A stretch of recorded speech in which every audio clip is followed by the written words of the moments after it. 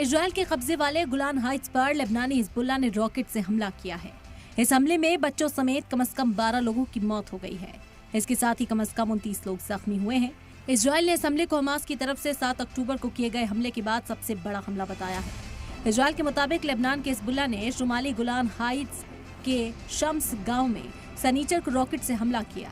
Israel और Lebanon की सरहद पर पिछले 10 महीने से छिटपुट हमले चल रहे हैं, लेकिन इस बमबारी के बाद जंग की हालात पैदा हो सकते हैं। इजराइल के कुछ लीडरान ने जवाबी कार्रवाई की मांग की, हालांकि हिजबुल्लाह ने इस हमले से इनकार किया है। इजराइल और हिजबुल्लाह के बीच लगभग 10 महीने से सरहद के पार गोलीबारी जारी है, जो बढ़ती ही जा रही है। शनिचर के हमले से पहले ही रीजनल लीडर्स ने चेतावनी दी थी कि जंग उबाल पर पहुंच रही है। वहीं इजरायली पीएम ने कहा कि वो इस हमले से हैरान है। नेतन्याहू ने कहा कि इस हमले के बाद इजराइल चुप नहीं रहेगा।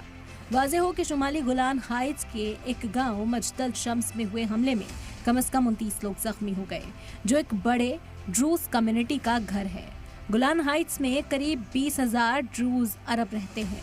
ये वो इलाका है जहां इजराइल ने 1967 में 6 दिनों की जंग के दौरान सीरिया से छीन लिया था और 1981 में अपने साथ मिला लिया था। इंटरनेशनल कानून और यूएन सिक्योरिटी काउंसिल के प्रपोजल के तहत कब्जे वाले इलाके माने जाने वाले इस इलाके में बसने वाले करीब 50,000 इजरायली यहूदी और ड्रूज रहते हैं। वहां की ज्यादातर ड्रूज खुद को सीरियाई बताते हैं। उन्होंने इजरायली शहरियत की तजवीज को ठुकरा दिया है। बहरहाल सबसे बड़ा सवाल यह है कि इजराइल जिस आयरन डोम सिस्टम को अपना रक्षा कवच बताता आ रहा है, वो इस हमले में किस तरह नाकाम साबित हुआ। इससे पहले भी जब हमास ने इजराइल पर पिछले साल अक्टूबर में अचानक हमला बोला था, तो आयरन डोम की अहलियत के बारे में सवाल उठाए गए थे।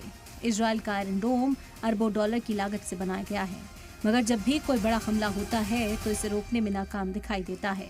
इसलिए हर एंटी मिसाइल सिस्टम की कमियां किसी बड़े हमले के वक्त ही दिखाई देती है। ब्यूरो रिपोर्ट, सलाम टीवी।